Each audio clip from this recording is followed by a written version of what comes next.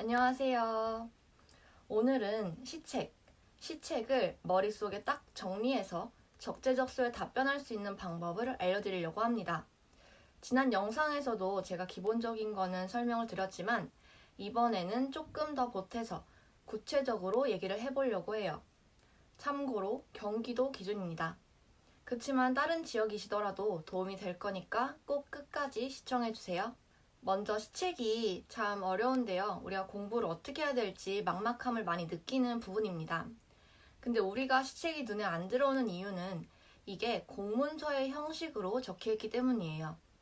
그러니까 공문서 형식이 우리가 익숙하지 않아서 시책이 어려운 겁니다. 어쨌든 그래서 선생님이 부족해서 안 읽히는 게 아니고 익숙하지 않아서 그런 거라는 점 알고 계셨으면 좋겠습니다.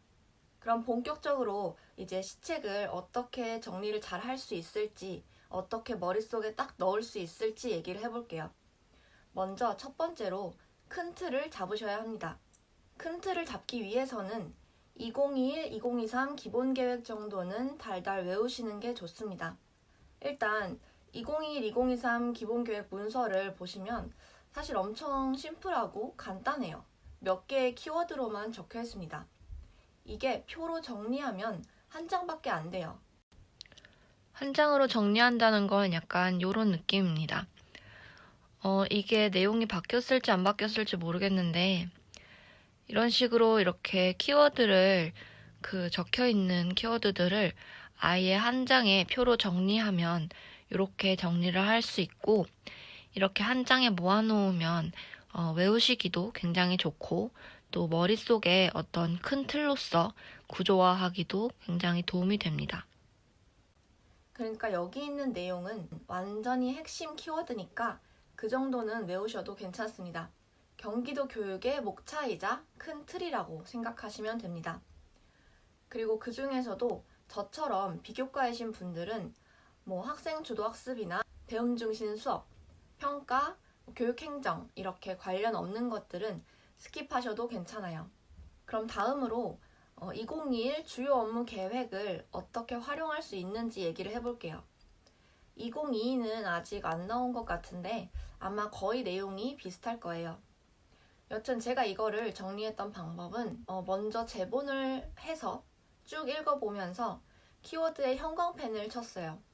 여기서 어느 게 키워드인지 쉽게 찾는 방법은 각종 면접책의 목차를 보시면 쉽습니다. 특히 경기도는 사이다책 목차가 뭔가 키워드를 보기에 굉장히 좋았어요. 예를 들어서 키워드는 자유학년제, 마을교육공동체, 민주시민교육, 경기 꿈의 학교 이런 것들이 키워드가 되겠습니다. 그래서 저는 여러 가지 면접책들의 목차를 보면서 시책을 펴놓고 키워드에 형광펜으로 표시했어요. 그 다음에 키워드 옆에다가 볼펜으로 4가지를 적었습니다. 먼저 첫 번째로는 개념 설명. 그 키워드를 한 문장으로 설명한다면 어떻게 말할 수 있을 것인가. 그리고 두 번째로는 그 키워드의 예시는 어떤 게 있는지. 그리고 세 번째는 키워드와 관련해서 학생, 교사, 학교, 지역사회 측면에서 각각 어떤 방안이 있는지. 그리고 네 번째로는 나의 전공과 관련해서는 어떤 방안이 있는지에 대해서 적어두는 거예요. 제가 예시를 한번 들어드릴게요. 만약에 교권이 키워드다. 교권을 가지고 한번 예를 들어볼게요. 첫 번째로 개념을 알아야겠죠. 교권이라 하면 교사가 전문성과 자율성을 존중받으면서 교육할 수 있는 권리이다. 이렇게 한 문장 정도로 정리를 하는 거예요. 그 다음에 이번에는 예시. 예시는 사실 교권이 예시랄 건 없죠. 그럼 스킵해요.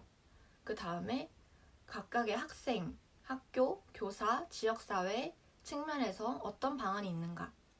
학생의 측면에서 보면 학생들의 인성함양을 위한 프로그램이나 인성함양 교육, 집단상담 이런 걸 할 수 있겠죠. 그리고 교사의 측면에서는 학생 인권을 먼저 존중하는 모범적인 모습을 보여주는 게 방안이 될 수 있을 거예요. 그리고 학교 측면에서는 교사 격려 공동체를 좀 만들 수 있도록 도와주는 것이, 지원해주는 것이 필요할 것 같아요. 그리고 지역사회 측면에서는 경기도 교원치유센터를 활용할 수 있겠죠.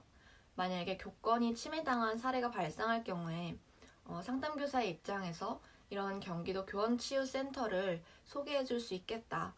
어떤 도움을 받을 수 있는지 안내해 드리겠다. 이런 걸 얘기할 수 있을 거예요. 그리고 학부모의 측면에서 보면 학교 알림장 서비스 어플을 활용해서 적극적으로 평소에 소통을 많이 하겠다. 이런 식으로 얘기를 할 수 있겠죠. 이렇게 각 주체의 측면에서 생각을 해보는 거예요. 이 과정에서 자신의 전공이 답안에 녹아 있으면 더 좋겠죠. 그리고 만약에 내가 뉴스나 아니면 다른 자료에서 이런 거를 했던 사례를 본 적이 있다.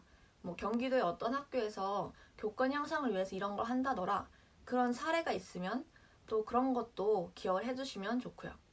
이렇게 1, 2, 3, 4번 네 가지를 적으려면 면접책이나 아니면 각종 자료들, 기사들 많이 찾아보시는 게 필요합니다.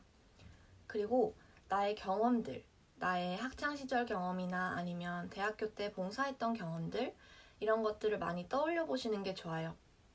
때로는 그 어떤 자료보다도 그 어떤 시책보다도 나의 경험을 녹였을 때 상대방에게 듣는 이로 하여금 좀 더 진정성 있고 신빙성 있게 호소력 있게 다가오는 답변이 되더라고요.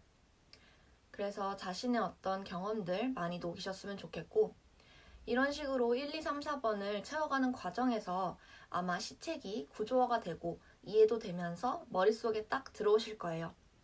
뭔가 나의 면접 공부를, 면접 자료를 시책에 단권화한 느낌이라고 볼 수 있어요.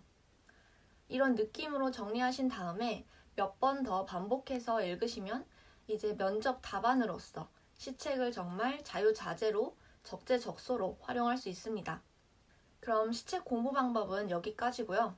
혹시 더 궁금한 게 있으시면 언제든 댓글이나 DM 주시고 저는 1차 발표 이후에 원하시는 분이 있으시면 면접 연습하신 영상을 받아서 피드백 해드리는 컨텐츠로 돌아오도록 하겠습니다.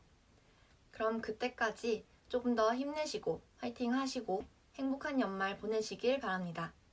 오늘도 제 이야기를 들어주셔서 감사합니다.